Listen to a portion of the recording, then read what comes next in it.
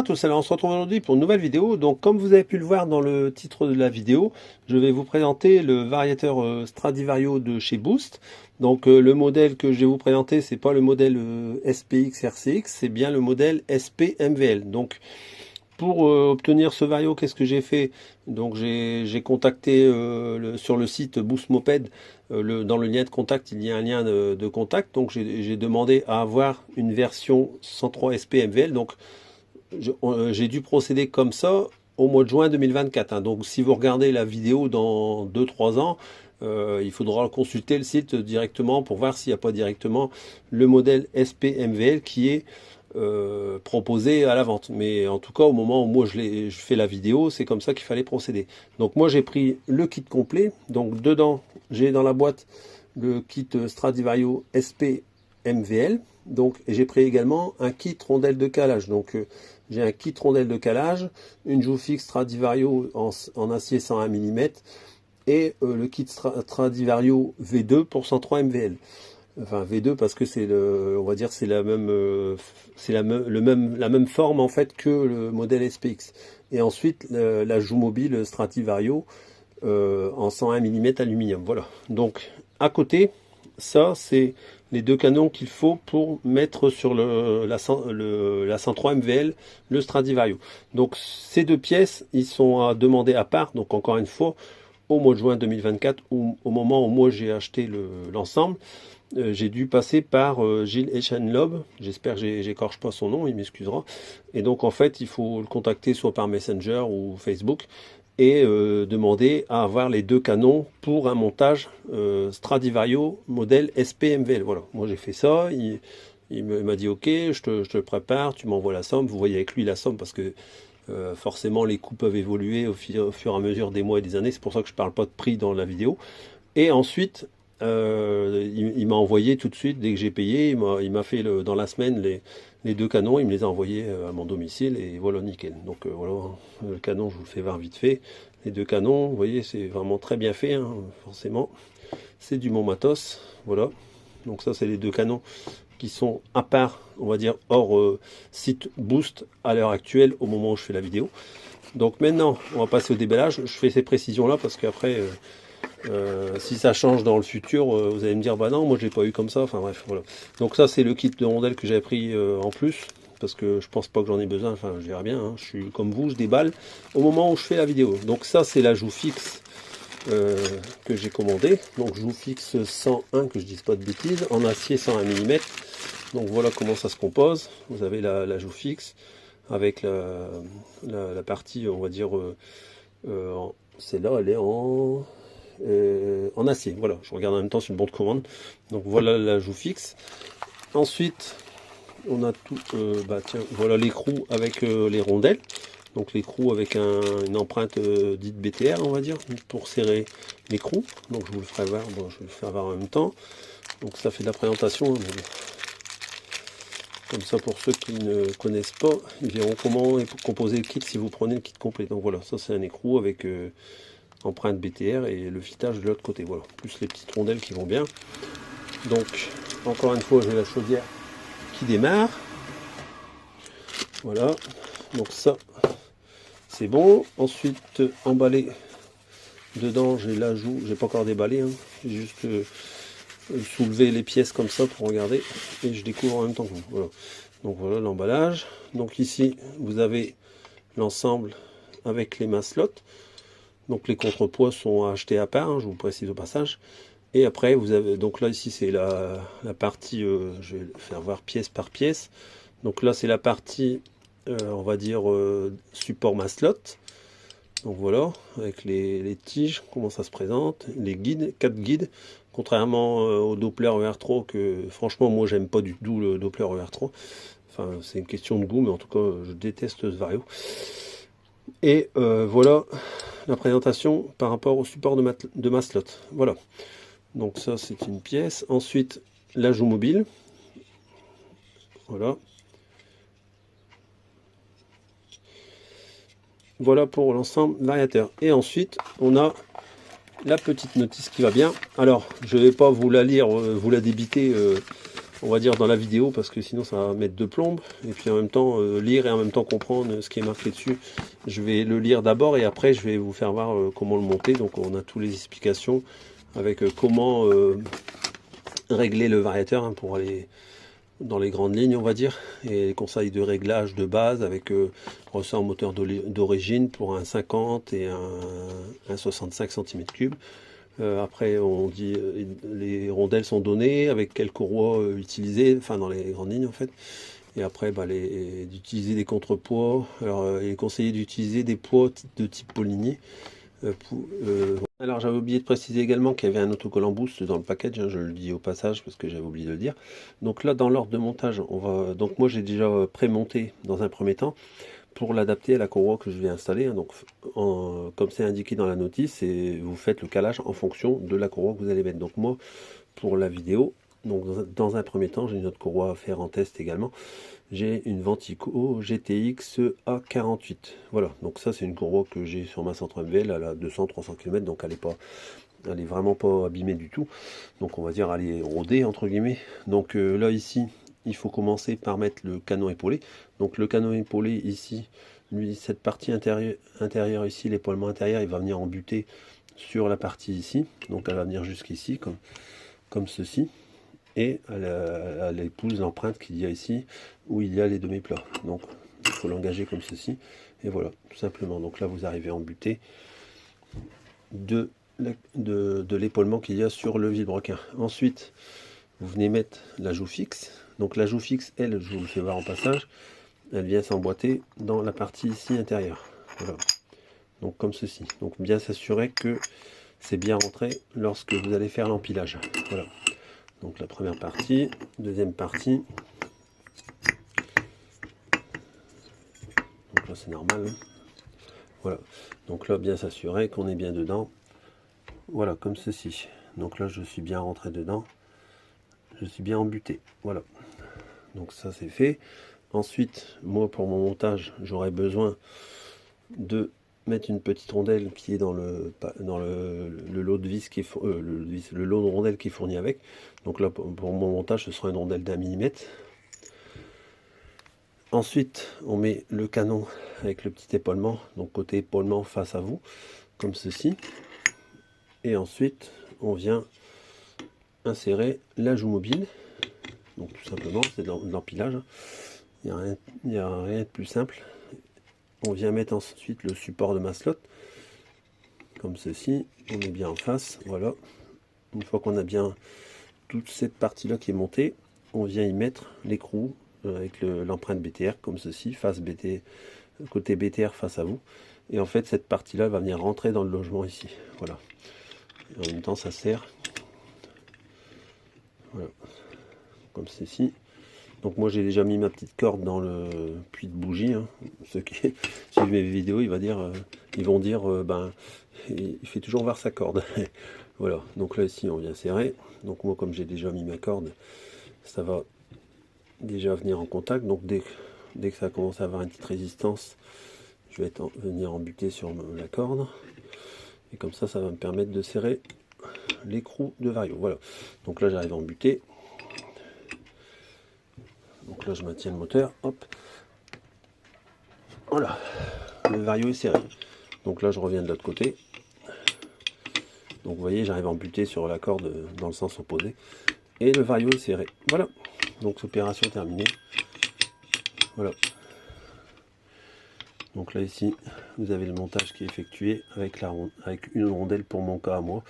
Bien entendu le Vario permet de régler l'écartement entre la joue fixe et la joue mobile suivant la courroie ou le montage qu'on veut y appliquer. Voilà, donc voilà pour la partie montage du variateur, tout en sachant qu'il y aura encore les contrepoids à mettre. Et l'avantage c'est qu'on n'est pas obligé de démonter le variateur pour pouvoir changer les contrepoids, puisque la joue mobile permet le montage des contrepoids sans démontage. Voilà, du Vario. Donc maintenant je vous fais voir la courroie. Je vais le positionner dans la gorge entre les deux, si j'arrive bien à le faire en vidéo. Alors, parce que c'est pas évident. Voilà, donc là moi Je sais pas si on va bien voir dans la vidéo, mais moi j'arrive vraiment à 1 millimètre à peu près du contact, enfin j'arrive à 1 millimètre du canon. Donc voilà, vous mettez la courroie dans la gorge comme ceci, vous assurez que vous n'arrivez pas en contact. Donc moi c'est bon. Et après je vais essayer de vous faire voir la plage en version tout en haut, mais c'est pas évident. J'ai essayé déjà de le faire hors caméra, mais j'arrive pas vraiment. Ce sera vraiment approximatif, puisque de toute façon on va dire la plage maxi d'utilisation par rapport au calage que j'y ai fait, elle sera visible lors des essais. Mais donc on va dire à peu près, avec le calage que j'ai, j'arrive à peu près comme ceci. Voilà. Mais c'est vraiment à peu près parce que pas oublier qu'il y aura la tension du ressort qui va faire que la courroie elle va demander à descendre un peu plus entre la joue mobile et la joue fixe. Voilà. Donc environ je suis à peu près comme ceci avec le calage que j'ai fait. Voilà. Donc ça c'est la partie théorique. Donc maintenant moi je vais le redémonter. C'était pour vous faire voir toute la partie montage. Et maintenant je vais le redémonter et le monter sur le moteur de la 103 MVL, hein. Donc pas ce moteur là c'était juste pour vous faire voir le montage, et après on pourra enfin passer aux essais. Voilà, donc là je viens d'effectuer le montage du variateur sur le moteur de la 103 MVL, hein, donc sur le moteur avec lequel je roule. Donc voilà, donc là pour un premier essai j'ai mis ça comme contrepoids, donc on voit bien qu'il rentre bien dans les logements prévus à cet effet. Donc la courroie elle descend bien dans au bord du canon, hein, comme vous pouvez voir ici. J'arrive vraiment en bas. Donc là je précise avant de démarrer que ma poulie est avec des ressorts assez durs. Donc je m'attends déjà à ce que j'ai, puisque j'ai pas encore démarré, je m'attends déjà à ce que j'ai on va dire le moteur qui part beaucoup dans les tours, voire même le vario qui commence déjà à monter avant que l'accroche de l'embrayage se fait. Donc je préfère le dire avant d'avoir des commentaires. Mais j'ai prévu de remettre les ressorts d'origine pour tester avec ce vario là, les ressorts d'origine Doppler, parce que là c'est des ressorts vraiment plus durs. Donc déjà avec le Vario R3 qui descend moins dans le fond du canot, j'ai déjà je mouline déjà pas mal, on va dire. Donc là je vais vraiment bien mouliner. Je suis quasiment sûr que je vais bien mouliner. Donc on va faire un premier essai comme ça, hein. De toute façon voilà, il n'y a que les tests qui permettent de dire si on est bon ou pas bon. Donc là je vais la démarrer et puis je vais regarder un peu sur béquille qu'est-ce que ça donne. Voilà.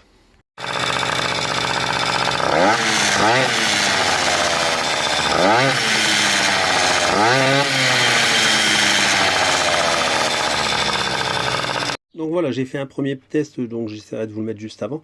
Donc là, c'était vraiment hyper lourd, hein. De toute façon, j'avais mis vraiment les poids les plus lourds au début pour commencer. Et donc là, je vais en allégeant. Donc là, c'est des 1,50 je crois, ceux-là, les petits. Et les plus gros, c'est des 3,10 je crois à peu près. Je les ai pesés avec la petite balance. Donc voilà, je vais tester comme ça pour voir un petit peu. Forcément ça va aller beaucoup mieux parce que comme je l'avais prévu, vous ne verrez peut-être pas, mais dès que je démarre en fait le vario est déjà en train de s'ouvrir. Donc voilà, donc là comme ça j'ai beaucoup allégé, on va dire, par rapport à ce que j'avais mis au départ. Alors donc dans le bout de vidéo embarqué pour vous juste avant, donc j'avais testé en retirant complètement la vis ainsi que le contrepoids parce que c'était vraiment trop lourd avec la vis et le contrepoids. Donc là on voit bien dans la vidéo que c'est trop léger également. Donc là ce que j'ai fait c'est que j'ai rajouté la vis ainsi que une petite rondelle de 4 mm qui fait 0,25 g chacune. Voilà. Donc là je pense que je devrais pas être trop mal au niveau de la variation. Encore une fois je parle de la variation du moteur et non de la phase d'accroche de la poulie. Je le précise encore une fois, ma poulie d'embrayage elle n'est pas réglée au top à 100%. Je mouline trop au démarrage et je le sais. Donc je l'ai déjà dit dans plusieurs vidéos que ça je le règle pas pour tout de suite. Je m'occupe de la variation et après je ferai la poulie d'embrayage par la suite. Voilà, ce sera dans une autre vidéo.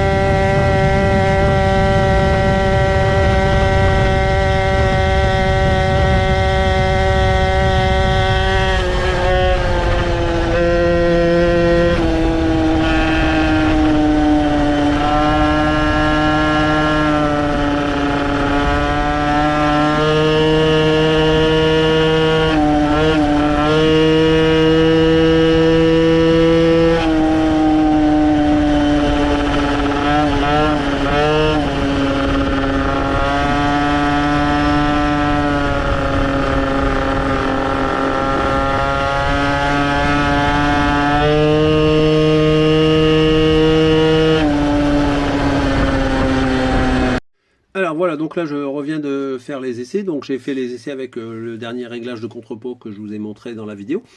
Donc là je suis à peu près bien, on va dire, je suis pas, on va dire, au millimètre près, on va dire, mais on va dire que je pourrais encore un petit peu affiner, mais je suis pas trop mal au niveau de la variation.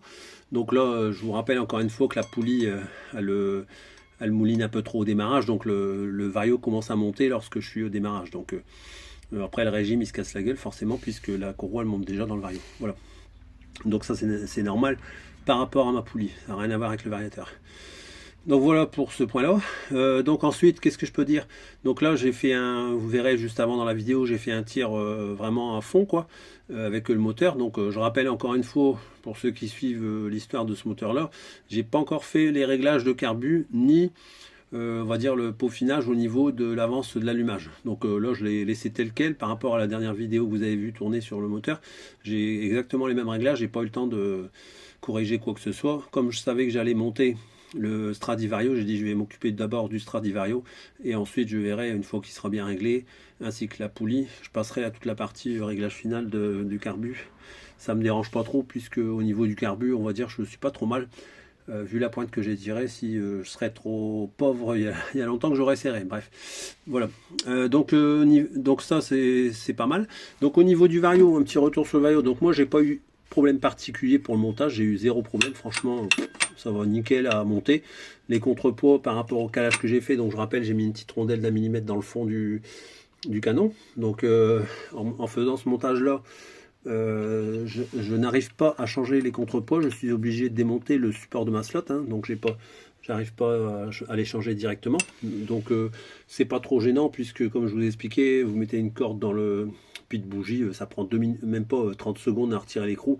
En gros en 5 minutes vous allez changer vos contrepoids en retirant le support de ma slot et vous accédez comme ça au contrepoids. Voilà, donc au niveau de la plage que j'ai obtenue, donc on peut le voir parce que j'ai une trace de la courroie qui est juste ici, donc j'arrive à monter jusqu'ici avec ma courroie qui est une Ventico, pour rappel, Ventico GTX A48, donc c'est une de 13 mm, tout en sachant qu'on peut monter une courroie de 15 mm dessus comme c'est indiqué dans la notice.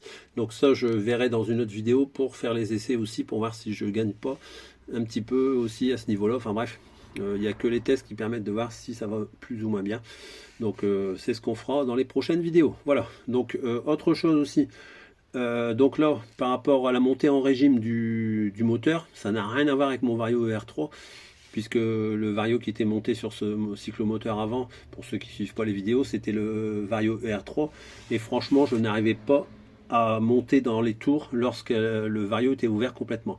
C'était impossible, c'était plat, et on sentait que le moteur il faisait beau et ça partait pas, franchement ça partait pas. Vous le verrez, je vous le ferai voir dans une prochaine vidéo.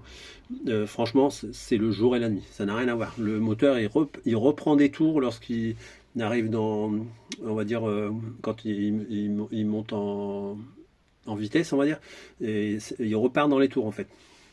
Donc là vraiment on sent que le moteur il tourne vraiment bien. Et j'en étais même à me poser la question si j'avais pas une transmission trop courte.